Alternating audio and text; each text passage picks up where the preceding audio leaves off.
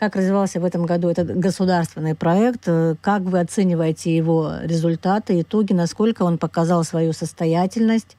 Довольны ли вы тем, что вот с этой точки зрения эффективностью вот этого проекта?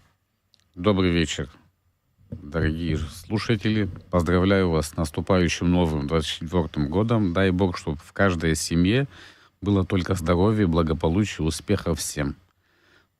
То, что касается автострахования за прошедший год, можно сказать о том, что да, конечно, он был намного лучше, чем предыдущий 23-й год, но на достигнутом останавливаться никогда нельзя, нужно идти вперед. Ну, что могу сказать? То, что было, во-первых, уже застраховано было более 90 тысяч автотранспортных средств, и выручка составила более 91 миллиона рублей. Это то, что было уже фактически за 2023 год. И онлайн-продажи, естественно, тоже увеличились. Если они были в 2023 году, было около 3,5 тысяч полисов, то в этом году это составило уже в 3 раза увеличилось. Количество было 9,5 тысяч полисов было онлайн зарегистрированных автотранспортных средств. Конечно, и аварий стало чуть-чуть больше, но водители стали более внимательно относиться к дороге, которая у нас происходит здесь. И что хочу сказать. Вот странно, вы сказали, аварий стало больше, но водители стали водители стали более ответственно относиться, стали приобретать сами, пересекая границу, зная о том, что здесь присутствуют, на территории Абхазии присутствуют штрафы, и поэтому они сами уже останавливаясь, их уже меньше нужно предупреждать. Конечно, большинство — это те, которые, как всегда, на авось. А вдруг пронесет. А потом, когда уже случается авария, и они оказываются сами с собой, с дорогой, с местными реалиями, которые происходят, это уже их вина, по большому счету. Тут уже мы ничего сделать не можем. При том, что, конечно, было бы намного более эффективно, конечно, но чуть-чуть увеличить штрафы. Но это штрафы не только для иностранного транспорта, но и для всех, которые ездят без страхового полиса. Напомните, какие сейчас штрафы и какие, на ваш взгляд, штрафы были бы оптимальны? На сегодняшний день штрафы составляют 600 рублей, но оптимальными по нашему видению это менее чем... Тут нужно сделать градацию. Штрафы без страхового полиса, в нашем понимании, он должен составлять не менее 4000 рублей, а штраф при наступлении дорожно-транспортного происшествия должен составлять, чуть-чуть больше, для того, чтобы люди понимали, опять-таки, несли ответственность при этом. А пересекает границу, я вам хочу сказать, в десятки раз больше автотранспортных средств. По нашей информации, границу пересекло где-то около 1,5 миллиона автотранспортных средств. Даже если учесть о том, что 30% автотранспортных средств пересекает границу 2-3 и более раз, то все равно получается очень существенная цифра. Это все, опять-таки, повлияло бы и на выручку, и на пополнение бюджета в первую очередь. Естественно, это все деньги, которые могли поступить в бюджет государства. Сейчас автострахование каким образом оформляется? Уже на территории Абхазии, когда прибывают автомобилисты, или же это делается пока еще человек находится дома, за пределами Абхазии? За пределами Абхазии он может зайти на сайт, зарегистрировать, и получает он полис на свою почту. А пересекая границу, пока только, к большому сожалению, только вручную выписывается полис. У нас есть программа, которая, она в принципе уже закончена. Мы собираемся на следующий год приобретать сканеры, которые будут уже видеть, человек кладет то, что мы всегда говорим о том, что как можно быстрее пройти границу, для того, чтобы не было никаких пробок, никаких задержек везде. И это сканер, который на сканер кладется техпаспорт автомобиля, на компьютере выходят его данные, и все. Человек вносит число, оплачивает ее. Это будет занимать, по нашим подсчетам, от 2 до 3 минут.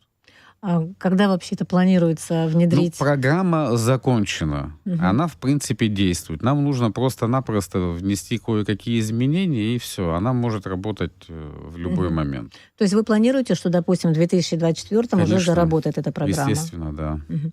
Ну, то есть сейчас, в 2023 году, народ уже оповещен был о том, что в Абхазию, въезжая, нужно Да. страховать свои автомобили, и лишний раз не приходилось напоминать.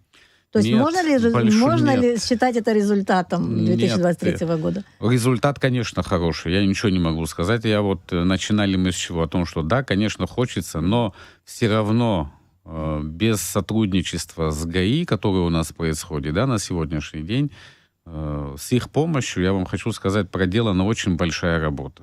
Мгм. Но и при этом я хочу отметить о том, что и мы, в свою очередь, оказывали финансовую помощь для покупки компьютеров для МВД, для того, чтобы начала... У нас сейчас же ведется программа для того, чтобы опознавание знаков, да, и те, которые будут... Автотранспортные средства будут ездить без страхового полиса, будет оповещение на постах ГАИ. Для того, чтобы эта программа тоже, в принципе, на 98% она завершена. И у нас идет очень тесное сотрудничество с Министерством внутренних дел. Поэтому, на сегодняшний день сказать о том, чтобы все закончено, все хорошо, Мгм. пределов совершенства нету, как говорится. Тем более в страховом случае это... Мгм. Ну и вот вы сказали о том, что будет программа внедряться, которая Да. поможет процессу страхования автомобилей. А куда еще вы думаете необходимо совершенствоваться, в каком направлении, когда говорим об автостраховании? Внутреннее автострахование, как мы всегда говорим о том, что оно должно развиваться намного быстрее. Мгм. Это то, что мы постоянно сталкиваемся с дорожно-транспортными происшествиями, и хочу вам сказать, что можно разделить вот эти ДТП, которые происходят, да, где-то 50/50. Где-то Мгм. виноваты граждане России, где-то виноваты граждане Абхазии. Но каждый страховой случай, да, мы не оставили ни одного страхового случая без выплаты. Что гражданам Абхазии, что гражданам России. В данной ситуации нужно просто-напросто делать так, чтобы наше внутреннее страхование развивалось. И уйдут очень многие проблемы с так называемой улицы для того, чтобы это все было в законном порядке. У нас очень тесный контакт с администрацией президента. Мы получаем полную поддержку от президента и от администрации для того, чтобы вот это внедрение, чтобы оно начало действовать. Именно внутренняя ОСАГО. А так, конечно, Какие-то страхование. шаги в этом направлении предпринимались в 2023 году, и что Конечно. будет продолжено в следующем? В следующем мы планируем все-таки подать закон, или проект закона, не Мгм. закон, а проект закона для рассмотрения его уже в парламенте. А дальше уже будет зависеть от парламента, как он будет приниматься, этот закон. Э, Каким образом он должен выглядеть, этот закон? Это закон, он должен выглядеть как? Все граждане обязаны будут приобретать этот полис обязательного Обязательно. страхования для того, чтобы, опять-таки, если машина соответствует техническим стандартам. Если она не соответствует, то она не проходит ни техосмотр, и, естественно, она не получает полис ОСАГО.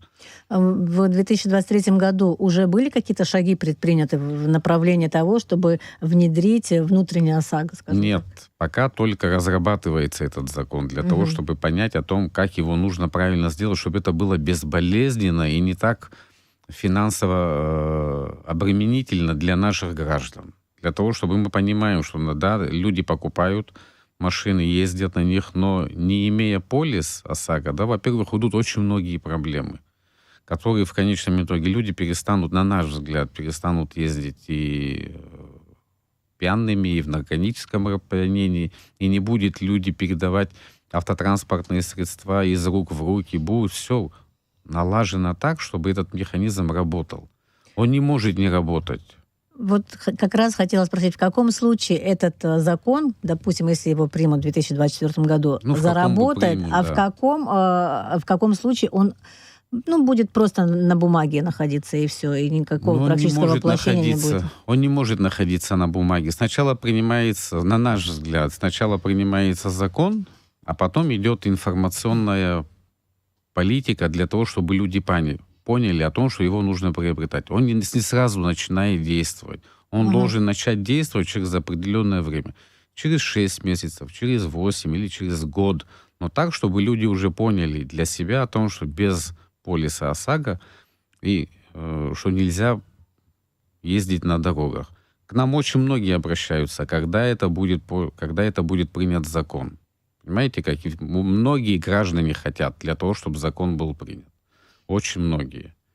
Но в первую очередь это облегчит, допустим, какие-то взаимоотношения в ходе ДТП, да, Конечно, с противоборствующей стороной, Конечно. которая вот всегда существует, Естественно. да, какие-то конфликты будут регулироваться на законном основании. Конечно, Но это очень естественно. сложная работа, на мой взгляд, мне кажется. Это сложная работа, но в наших реалиях я вам хочу сказать, что это возможно. Мгм. Эта работа, возможно ее сделать, потому что у нас не было ни одного конфликта вот за 24 и за 23 год. Ни одного конфликта или недопонимания о том, что мы не доплатили или не додали кому-то денег. Вообще Мгм. такого конфликта нету. И потом мы же не выдаем деньги на руки. Мы выдаем деньги, человек должен пойти, открыть расчетный счет в банке, и мы перечисляем эти денежные средства на его расчетный счет. Тут нету никакого наличного обращения. Тут человек пришел, заплатил, написал заявление, мы рассмотрели это заявление, в течение 5 рабочих дней мы выплачиваем Мгм. возмещение. А в 2023 году сколько страховых случаев было, скольким людям удалось возместить ущерб и о каких суммах, вот если говорить в индивидуальном порядке, да, идет речь? Шла речь в 2023 году. Аварий было в 2023 году более 47 случаев. Даже вот сейчас вот недавно был случай, если говорить только об ОСАГО. Если говорить, выдано было денег, да, более 1 600 000 рублей. Это то, что... Ну, у нас, вы понимаете как, было постановление Кабинета министров в 2017 году, и выплата составляет не более 50 000 рублей. Это 50 000 рублей, если машина вообще не подлежит никакому восстановлению. Мгм. Для того времени, да, сумма была очень такая существенная. На сегодняшний день эта сумма, чуть-чуть маленькая. Поэтому мы будем обращаться не в парламент, а в Кабинет министров для его увеличения. Каких страховых случаев было много в 2023 году? То есть какого рода повреждения, и сколько стоило, да, компенсировать эти повреждения? И насколько вообще это было, существенная помощь для тех людей, которые вот пострадали в результате ДТП? Материально, имею в виду. Материально были случаи тогда, когда уже просто, машина более 50 000 рублей, но мы не имеем права выдавать больше денег. Поэтому средняя статистика получается, что выплаты составляли где-то около 40 000 рублей, если взять среднюю себестоимость. Что такое авария? Основные аварии это крыло, фара, бампер, дверь. Но заменить, покрасить их, потом ходовая часть, это существенные деньги, это большие деньги. И они не укладываются в эти 50 000 рублей. Понимаете? Поэтому нужно делать увеличение этих выплат, на наш взгляд. Потому что, люди не всегда могут со своего кармана потом дальше уже выплачивать. Были и случаи, когда идут судебные тяжбы.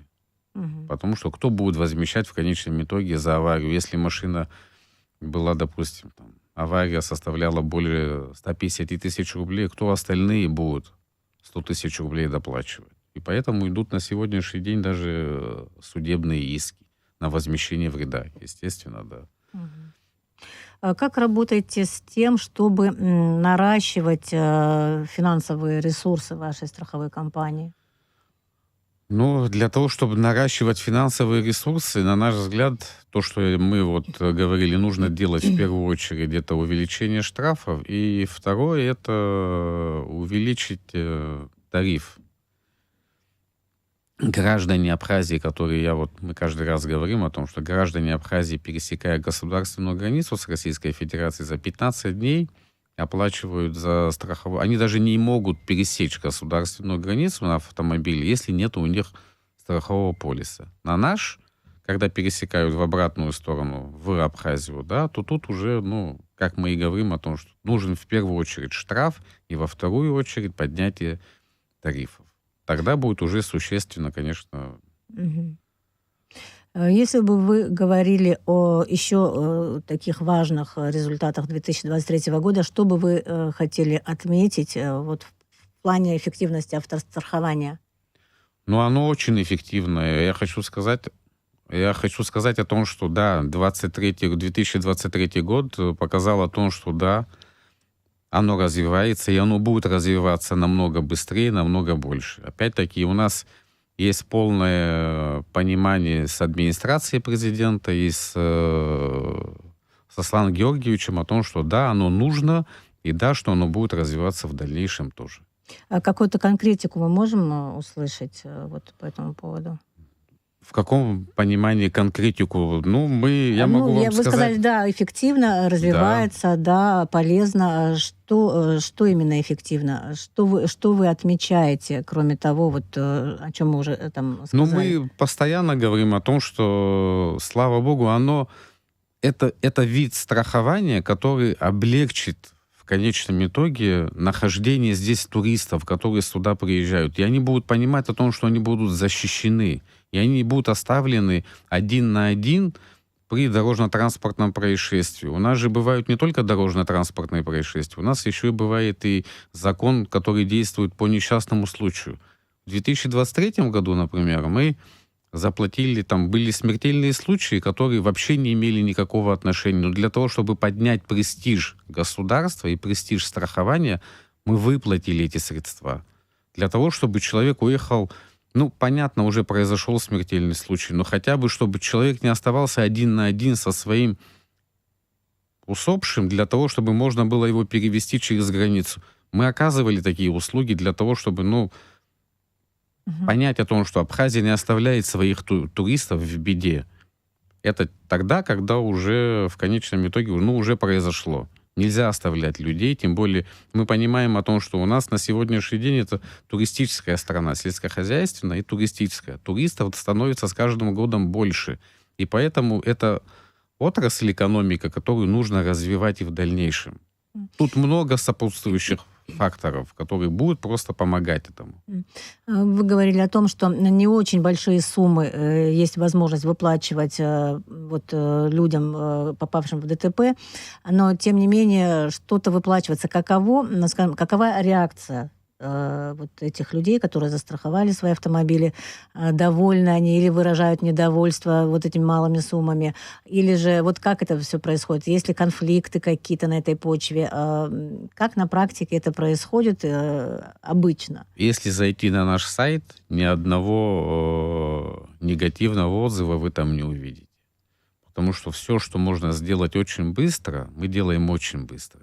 Бывает, допустим, когда там люди попадают в ДТП, а при этом наступают праздники. Или в пятницу. Человек уезжает, допустим, в субботу. Мы, естественно, делаем так, чтобы это можно было сделать за один день. И не было случая, я еще раз повторяюсь о том, что не было случаев, чтобы мы не выплатили или мы кому-то отказали. Понимаете, есть отказ в том случае, если это не попадает под закон. Понимаете? Тут уже просто-напросто, мы не можем нарушить закон. А так ни одного случая. У нас не бывает так, чтобы мы выплачивали. Я еще раз обращаю внимание, что и нам, во-первых, и по закону, и президент, и администрация президента всегда говорят о том, что не задерживайте, вовремя выплачивайте. У нас нету, допустим, неделя, 10 дней. Максимум, что мы можем сделать, это, 4 или 5 дней. Все. Для того мы понимаем о том, что человек приехал. Мало того, что он попадает в дорожно-транспортное происшествие, у него испорчен отпуск. что у него испортилось настроение, ему нужно заниматься машиной. А всем этим в конечном итоге мы выплатили человеку деньги, и он уезжает. Мы не оставляем его в беде. Договоров ОСАГО стало больше или меньше в 2023 году? Ну, конечно, если в 2022 году было... Ну, мы тогда начинали, во-первых, работать в середине года, да, Мгм. а в этом году, если в том году было около 60 тысяч реализовано полисов, да, то в этом году уже более 90 тысяч. Мгм. При том, что были там какие-то праздники, еще что, но все равно стало существенно. Это у нас выручка составила более 92 миллионов рублей. Так что тут говорить, Мгм. ну, цифры говорят сами за себя. Ну, и страховые случаи все были по-разному, видимо, оплачены. Конечно. Да, и вы, по-моему, озвучили сумму Да. общую. Средняя себестоимость, средняя выплата составляет около 40 тысяч Да, рублей. а в общем, сколько вот выплатила Более ваша 1,5 компания? миллиона рублей. Да, то, что вы Да. говорили уже об этом. Ну и что вы считаете важной проблемой, что необходимо решить, что показал 2023 год в том, что касается страхования иностранных автомобилей, скажем так, да, потому что про внутренние мы уже говорили, что пока дело в законе. Да.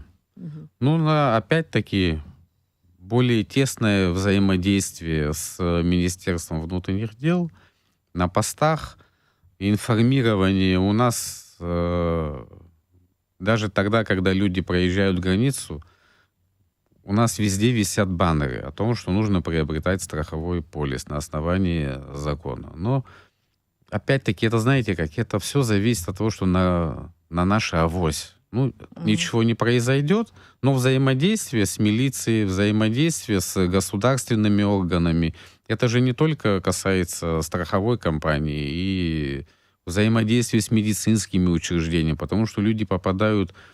Есть случаи, когда люди попали в дорожно-транспортное происшествие, их нужно увозить. Значит, должно быть наше взаимодействие и с МВД, с Министерством здравоохранения, с больницами, которые у нас заключен договор. В конечном итоге нужно принимать еще и тарифы для того, чтобы для платной услуги для иностранных граждан, для того, чтобы было, опять-таки, более тесное взаимодействие с ними. У нас на сегодняшний день, не принято постановление о платных услугах для иностранных или для местного населения. Кроме... Это в государственных учреждениях я хочу. А так, это в частных клиниках, понятно, там обращаешься без оплаты. Но, опять-таки, вот это взаимодействие между всеми органами власти для того, чтобы Министерство экономики, Министерство финансов, Министерство по культуре и туризму, для того, чтобы оно у нас есть, и оно идет, слава богу, очень хорошо. Взаимодействие есть. Но, опять-таки, совершенству нет предела. Ну да, но с точки зрения, вот, кстати, взаимодействия с медицинскими учреждениями, как вы видите вот эту взаимосвязь, как она должна выглядеть вообще? И как она, вот если говорить об опыте других стран, поставлена вот в других местах, в других странах? Ну, в других странах она взаимодействует через ассистентские компании, через компании посредников, можно так сказать. Но ваша компания может играть такую роль? Конечно, в нашем случае не нужна никакая посредническая организация, в нашем случае нужно просто принятие вот этих вот правил и тарифов, которые должен утвердить, на наш взгляд, это, Ну а сам механизм, он будет работать? Конечно, естественно. То есть он уже достаточно, он простой достаточно, как я понимаю. Он очень простой. Вообще во всем мире действует совсем другая ситуация, в отличие от нас. Но, к большому сожалению, есть туристические фирмы, есть российские и страховые компании, которые действуют напрямую. Напрямую действовать, заключать договор с медицинскими учреждениями Абхазии, они не имеют права. Но тут происходит другая реальность. Они нанимают терапевтов или еще кого-то для того, чтобы человек пошел, оказал медицинскую услугу, послушал, посмотрел человека, прописал ему лекарства, и при этом он получает денежное вознаграждение на карту. А это, к большому сожалению, это уход от налогов. Понимаете как? А во всем мире происходит другая ситуация. Они заключают, страховые компании, туристические компании заключают с другим государством через вот этого посредника, и оплачивают все услуги. Потом медицинское учреждение, где произошел страховой случай, выставляет счет страховой компании, и она это оплачивает. Понимаете? В данной ситуации просто-напросто, не нужно ничего этого делать, и у нас, в дальнейшем мы надеемся, что как-то все-таки эта ситуация разрешится с помощью государства. Мгм. А какие сейчас есть для этого возможности? Вот вы сказали, что не так это все и сложно.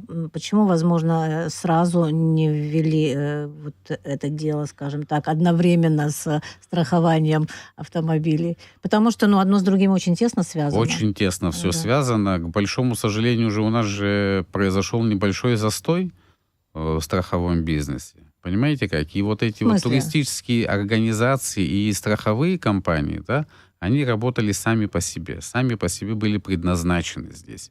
Мы же знаем, насколько у нас, к большому сожалению, есть туристические компании, которые проводят здесь экскурсии, не имея на то никакой лицензии. Мгм. Приезжают граждане, экскурсоводы с России, нанимают у себя там экскурсовода, и все это проходит здесь. И вот этот простой, который был, да, несколько лет, да, он в конечном итоге, этот вакуум заполнился. Нужно переламывать эту ситуацию и говорить о том, что нет, дорогие, нужно находить тесное взаимопонимание с абхазскими страховыми компаниями для того, чтобы все это работало. Кстати, вот это интересно, потому что не звучало... Вот мы говорили с экспертами в сфере туризма, которые говорили о проблеме нелегальных экскурсоводов, но как-то не звучало, что, кстати, именно автострахование может урегулировать этот вопрос. Оно может регулировать, и оно его урегулирует. Тут, опять-таки, если будет понимание о том, раньше в России, и во всем мире действовала так называемая зеленая карта. На сегодняшний день зеленой карты, к большому сожалению, для России нету. Многие страны запретили въезд автотранспортных средств на сопредельные государства. Но в нашем случае, я думаю, все это возможно. Для того, чтобы наш полис... Что такое зеленая карта? Она действует в обе стороны. Как и на территории Абхазии, так и на территории Российской Федерации. Это было бы очень большим подспорьем. Опять-таки, это должно быть и взаимопонимание, и это соглашение между Абхазией и Россией. Для того, чтобы вот эти вот законы, которые действуют, да, и в России, и в Абхазии, да, для того, чтобы они более близко начали работать. Спасибо вам большое за интервью. Мы будем следить за тем, как будет развиваться в следующем году автострахование в Абхазии. Это очень важная проблема. Много планов, и мы желаем, чтобы все эти планы были реализованы. Я напомню, что мы говорили с Ахрой Кецба. Он возглавляет компанию Гарант страхования. «Гарант страхования». Я Спасибо. помню. Да. Спасибо вам большое. С наступающим всех. Спасибо большое.